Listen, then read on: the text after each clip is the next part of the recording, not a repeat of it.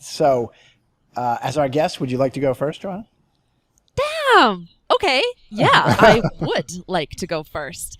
Okay, I'm hoping that all this audio is coming in well. So, what I wanted to chat about today is I'm working on this book. So, a couple years ago, dear Andy hosted was it called a wine and webinar? Is that what you called those? That's exactly right. I remember that Yeah. night very well, and I still have those notes with me from from that 1 hour we spent together.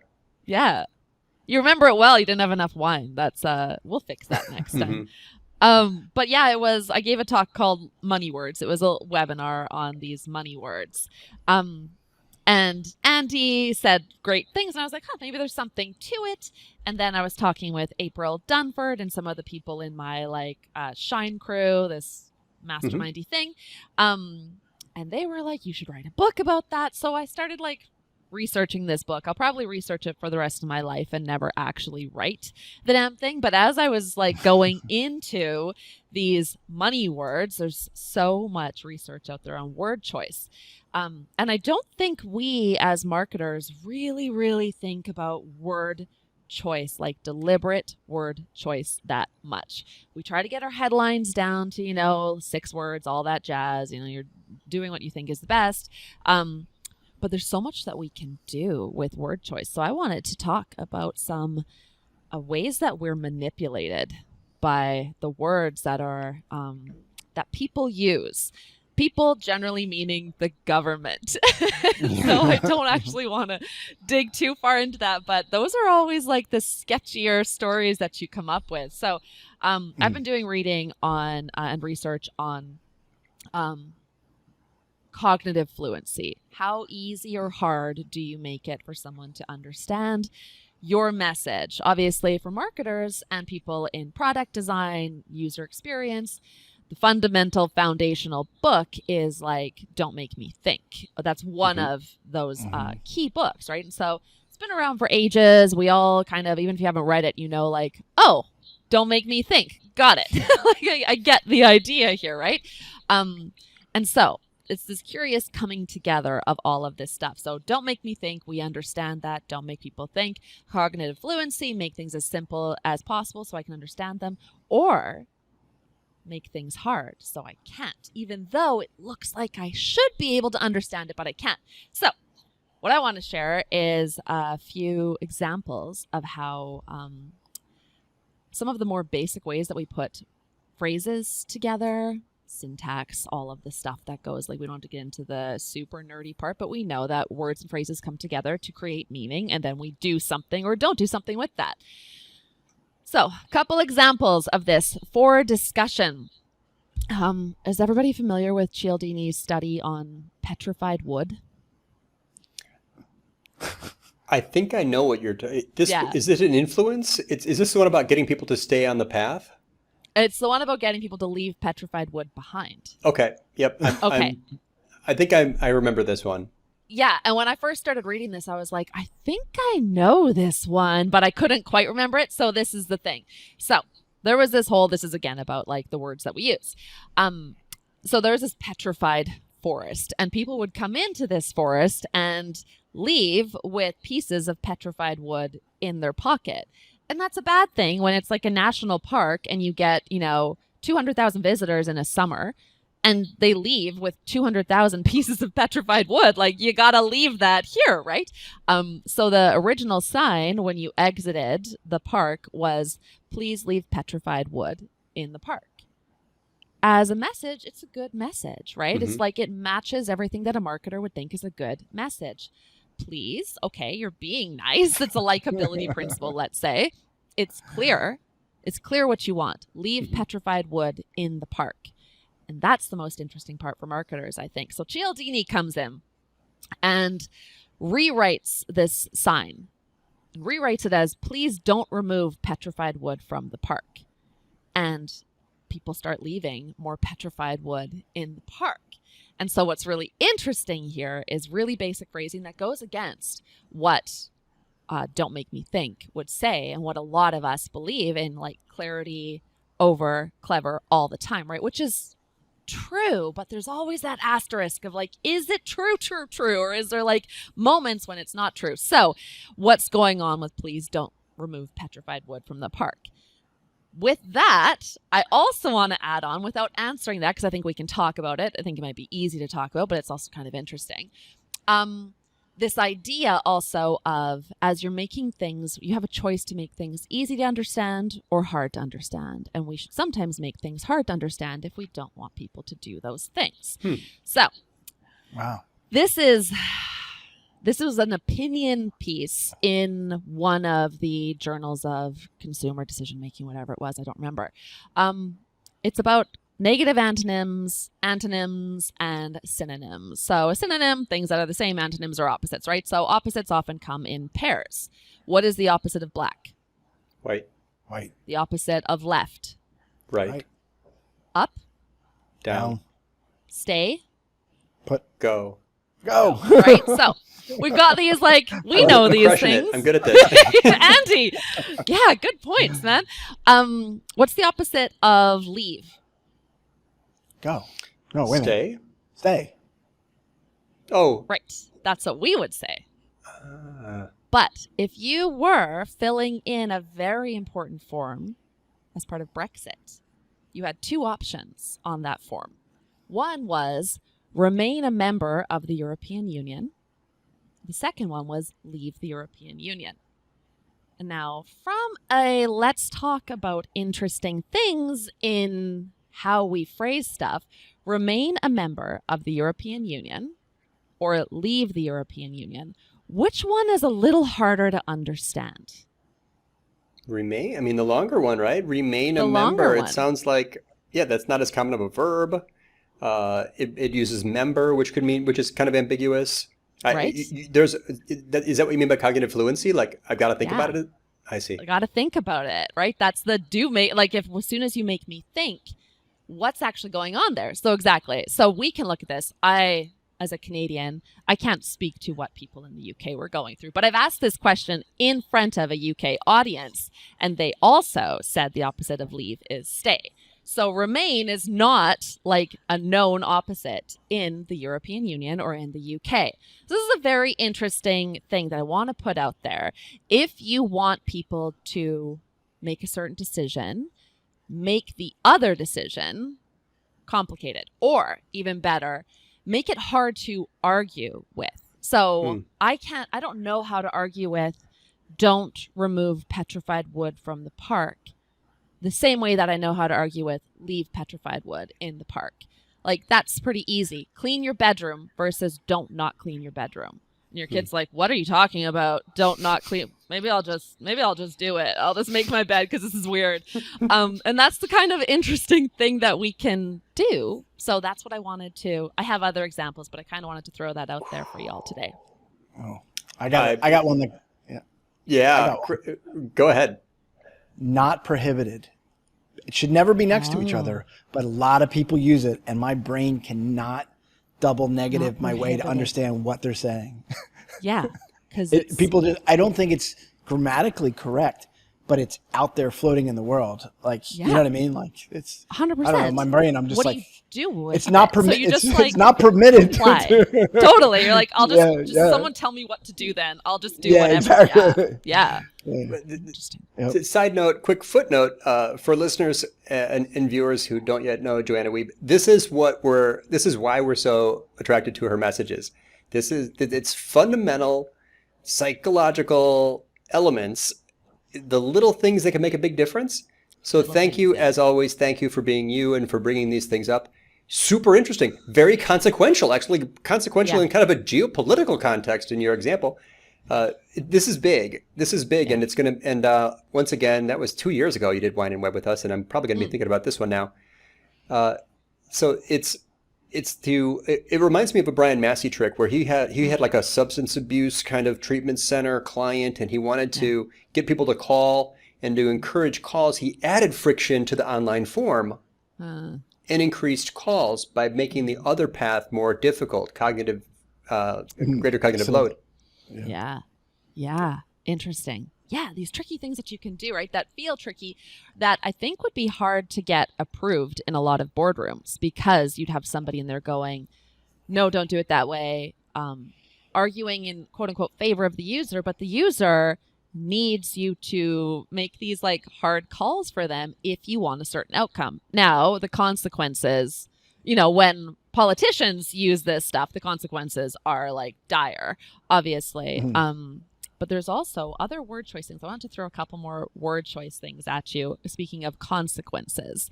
So I'm going to give you 3 different phrases, and you tell me which one is more likely to get, or most likely, to get support for insurance coverage. Okay, so if you're somebody who's looking for insurance coverage versus if you're the insurer, which one of these is more likely in the mind of the average consumer to get insurance coverage? Is it infertility disability, infertility disease, or infertility condition?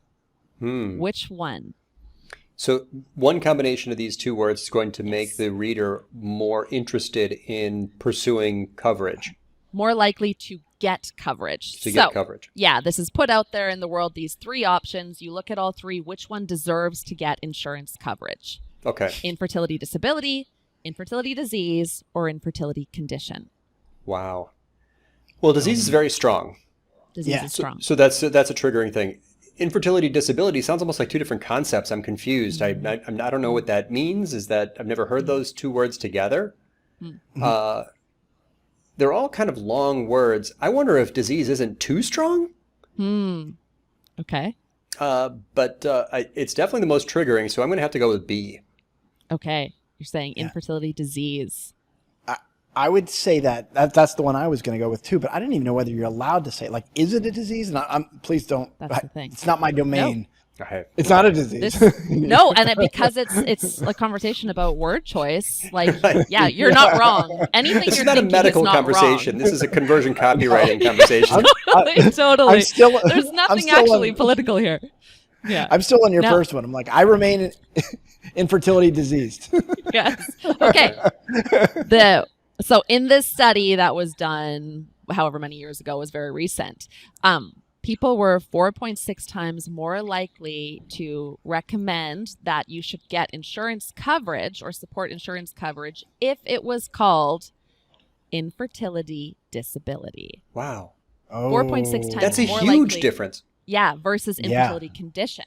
Infertility disease was 1.7 times more likely than infertility condition. So infertility condition is the loser. This study was done in Massachusetts, where insurance companies call it infertility condition. Yes. Of course, Yes. right. Insidious. So, This is I know, right? Yeah. Tricky things. And there's just a little fun fact on word choice. Okay, so there was exact same game that was played between 2 different groups. One group, they were told it was called the community game. The other group was told it was called the Wall Street game. The community game saw people cooperate 70% of the time, whereas the Wall Street game saw people cooperate 33% of the time. Very interesting, the words you choose to use and what they make people do. These are big differences. I know. These are big differences, especially, the Brexit one and like politics, of course, which isn't, mostly what we're all doing here. But when the decisions are close, when elections are close, when votes are close, that kind of thing can matter. So I immediately wonder, like on the policy side, like who gets to write these things, and who's paying you, Joe? How much money to like be the commissioner of elections in Florida? Oh Lord, what's your soul worth? No. But okay. So more broadly, I know of you. I mean, many of us know you as a pro at like conversion copywriting, landing page, email copy, calls to action. How can mere mortals like us apply this for good, not for the greater good? Yeah, what I like to take away is when I apply it to business, let's look at the one that's like this whole idea of de-optimize the option that you don't want people to choose. So there are always going to be options we don't want people to choose. And I think a SaaS company, for example, can apply this. This is one that I recommend a lot of the time. If you're on a pricing page, you're a SaaS company, let's say, you have a pricing page. Oftentimes you want people to choose the middle tier or the more expensive tier. And then you have this cheap free tier or the like $9 a month tier. And you call that one basic. And then you call the tier you want them to buy premium. And then you call the other tier enterprise or business. And what I would say is, which is the easiest of those to understand? Which one can I get right away? Do I understand basic? Do I understand premium? Do I understand business? I might understand business, but it's way over at that end. So I'm really probably comparing between basic and premium. And we think, oh, that's good. People want to be premium, but people understand basic. So I would say de-optimize basic. Make it a really weird word. And the one I recommend is like elemental. And really just go into thesaurus.com and type basic and see what other like synonyms come up. Choose the one that's a little tough to understand, where you're like, I don't know if I'm elemental. Like, what even is elemental? I don't know. So I'll try premium instead. Those are the kinds of like ways that we can apply this, right? It's not dark or shady or anything. I mean, you know you want them to choose this one. You're already throwing resources at getting them to like focus on this certain one. So just de-optimize the ones you don't want them to choose by like using hard to understand words and phrases. We're already doing that, right? Like, have you ever been to the pricing page and they'll have 3 different things, but the one in the middle, the box is just bigger and popping out? Yeah. So like, I'm not afraid to like emphasize the words too. You know? Yeah. Just choose a harder word. And that's like just going to shove that one out of the way, not for everyone, but that's what conversion rate optimization is all about, right? Little tweaks that make these bigger changes. It is, but it's also counterintuitive what you're suggesting. And I think a lot of people may be thinking what I'm thinking, which is conversion optimization is about making is about the desired action. But what you're saying is it's actually partly de-optimizing the less desired action. Yeah, it's the gray button. Yeah, I never hear that. I don't hear that much. No, this is not my. We don't talk about it. I talk about maximizing click-through rates all the time, and I don't talk about that. So you're helping me. It's really interesting. I often say like specificity correlates with conversion. Yeah. Sort of like clarity. Yeah. So just to add ambiguity or vague term or an uncommon word or something that's really interesting. Agreed. Yeah. So it's that, an e-commerce site has buy now and then read our terms and conditions and add to wait list. Yeah, exactly. Like, put this on my wish list, but I have to read comments. I wonder how else you can choose that. Right. Yeah. Make the non-desired action more sound like it has more friction or is more confusing. Yeah. Like for SaaS companies who are always trying to get people to stop canceling. So they make it like hard to find the button, which just makes you angrier at them, right? Like, I'm going to cancel you, and now it's my mission all afternoon to find out where this freaking button is. Instead, you can leave the button there, make it gray, and have it like read "Don't remain," and that's canceling. But I'm like, the hell is this? Like, do I click it? So little tweaks that you can make, right? Play around with de-optimizing the thing you don't want them to do. Yeah. Really interesting. Yeah. Wow. I can't wait to read this book. You got to write it. I just like researching it. And then I'll just keep talking about it. And eventually, when I retire, 30 years from now. Well, the one that I thought you were talking about, there's another study. I think it's also Cialdini. It was like an old growth forest, and he wanted to get people to stay on the path. Yeah. And there were 4 options telling you to do the desired thing or don't do the undesired thing, or that others had done the desired thing, or that others had not done the less desired thing. So it was like, I think the winner was like, don't be like those other people who did the wrong thing. I could find the exact examples, but it's the different, and again, the impact was large. It was like a 2 or 3x difference. Yeah, it's shocking. Yeah. The difference, right? When you're like, I mean, it does come down to people don't want to think, and in this case, it might have been like a social proof thing and all the other stuff that we can play with. Excuse me, but it's wild the changes that you can make and what they can do. I love Cialdini's stuff. Yeah. Have you met him? No, have you? I have not. But if I were, but he probably knows who you are. You should reach out. Oh, that would be awesome. Yeah. Cialdini, call me. Want to be my co-author? Yeah, exactly. He's like, calm down, lady. Like, calm down. And for the uninitiated, Robert Cialdini is a very famous author who writes a lot about psychology, and his book Influence is like required reading for sales teams. It talks a lot about the reciprocity bias. Yeah, there's a lot of little things in there that a lot of us know maybe, just secondhand. But if you read it, it's like the primary source for like a lot of these things for a lot of people. Yeah, and just like filled with just all his original research as well as other people's research that like build up to these primary persuasion principles. We could have a whole other talk about how they do or do not hold up today, but a lot of them still do for sure. It's fun. Excellent. Thank you. This is when I introduced you or when I mentioned you and I talked about you just a few days ago, I was doing like this 2-day workshop for like a big group.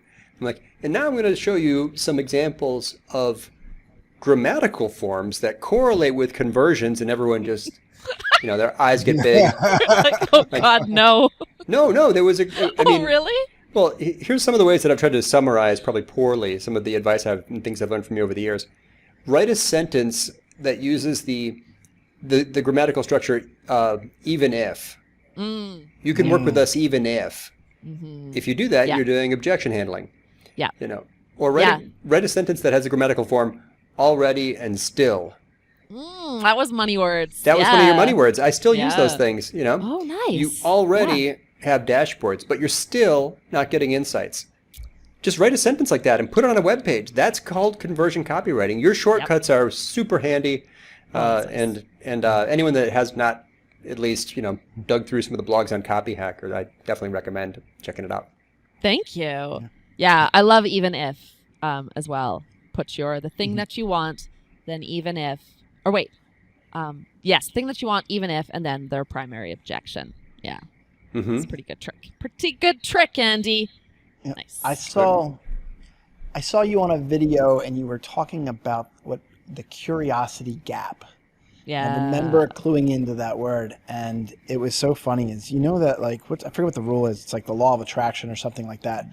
Once that got into my head, I started seeing just other things that I was just reviewing, and then I was like, oh my goodness, there was the intentional, gap right there. And I remember just being like, now that word is there, it's starting to make me start to want to see it and start to build it. So the coolest story that I heard, and this was a guy from a TED Talk, and he was talking about he had his career, but his like secret hobby was to go to garage sales. And there was this guy who was really famous at these garage sales, and he would have just the normal garage sales, but he would have a wooden box. The wooden box would be a question mark, and everything on the table would be $5, $10, whatever it is, and the box was $200. He was always waiting to see who would open the box. And so one guy bought the box and there was nothing inside. And he's like, this is such a ripoff. And his wife is like, you missed the whole point. And so what he's trying to do essentially is like he learned more in giving the value of $200 for the curiosity. If he made that $3, okay, fine, whatever. But I don't know how to describe it, but it seems like a very dramatic part of the TED Talk. And I was like, oh my gosh. That's wild. And that made me think make people reach just a little bit. Like the more you spoon feed them, because I'm trying to be the most helpful content wins, but there's an art and science to making them reach because, you know what I mean? You take away all of the value proposition when you just make it too easy. I believe there's an art and science of stretching the mind to make it. I don't know. I'm not. You're the scientist. I'm just saying this is what I've seen. I mean, priming and anchoring is in play there because everything, like you said, everything was $5, except this was $200. So the price is automatically, it's like strongly differentiated. It's shockingly high. Like it's like attention grabbing. You can't, you're automatically wondering what could possibly be worth that much. So I think it's anchoring plus curiosity. You know, the powerful drive to fill in blanks and to see something get completed. Yep. Right? We have a program where there's a map that you go through, but you don't get the second half of the map until you're ready for it. But the dotted line continues, and you know that there's more of the map. Yeah. And so it's a good motivator. Like, I got to see the other half of this map. Like, where's the other half of my map? And that's like, without that, would you be as motivated to move forward if you didn't know, like, I need to see what's on the other side. I got to see that. When you can see the dotted line going there. Yeah. I think audacity has to factor into that. The audacity. Like, for example, like in the book Contagious, they write about Barclays Prime, which is in my city, and he does $100 cheesesteak. Oh, okay. And you think, like, who in the right mind would charge $100 for a $5 sandwich? Yep. By the way, need to edit that out because I'm in Philadelphia. If they heard me say that I called it a sandwich, I could get revenge. Now you got to leave it in. Yeah. That works everywhere. It's like, this place has a $60 lobster roll? No way. Yeah. We got to try this. Got to try it. You got to try it. Yep. You have to. Yep. And there is a world of people who will try that, and the other ones kind of wish that they could or would. But you know what they do is I'm so sorry, I didn't mean to cut you off. They cut it into pieces and allow you to have it as an appetizer. So like a table of 8 can all say, I tried a $100 cheesesteak. But it got him all sorts of press. I mean, I bet. There's steak. It's not Chicago, but steak in Philadelphia it tries to be Chicago, or I'm trying to think what other cities, you know what I mean? Like, they try to be known for their steak in Philly.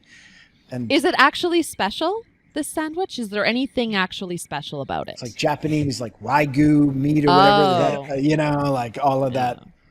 Yeah. Yeah. Once you say that word, it's like immediately intimidating. Yeah, people are like, okay, I'll take it. Yeah, totally. Yeah. Those words, I mean, that stuff matters. It makes a difference. It makes a difference. And the desire to complete things, for sure. It's like, leave the European Union, step 1 of 2. It's like, got to complete this process. Totally. Exactly. The dotted line. Which is a Cialdini principle of commitment. Once I've started, I must complete the thing, right? Yeah. Cialdini. Don't you feel the need to call him like the great Cialdini? Like, has this magician name to him, and like everything he's saying is so. Put him on like a red dazzling background. I like it. I've read him so many times and like heard his name said so few times that it almost sounds strange to me. Just the name, just hearing the name is odd. It's Cialdini. I guess that's. Am I saying it wrong? That must be it. That's probably it. But I just haven't had that many conversations about him. But I read a lot of that guy. It's good stuff.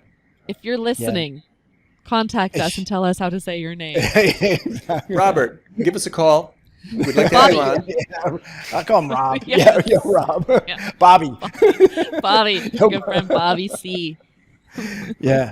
Have you ever heard of so my kids love The Greatest Showman, that movie, The Greatest Showman. Oh, yeah. I haven't seen it. No. Oh, it's incredible. It's incredible. Really? But Barnum, who is the circus, the Barnum and Bailey, the circus guy, he's Hugh Jackman, and he's so just amazing and wonderful and stuff like that. It turns out in real life, he was like the most famous, in theory, con man of a businessman. And so he had this museum. It was wax characters, but they weren't nearly as good as they were in France or whatever it was. But the problem is people would go into the museum and then they wouldn't leave, and they were trying to keep the show going. And so they came up with the idea, have you seen the egress? Do you know what the egress is? So the way to exit? leave. It's the exit. And there's this big sign that says this way to the egress. And then he would have people go and whisper in people's ears, have you seen the egress? So they didn't know egress meant exit. Exit. That's right. That's wonderful. That's a great form of a money word. That's interesting. Yeah, put that in the book. Yeah. Huh. I love that. Well, that should have made it on the Brexit thing. Would you like the egress? Yeah, if they wanted to stay, then it was that the same helped. kind of thing, though, right? Yeah. Yep. Tricky. Yeah.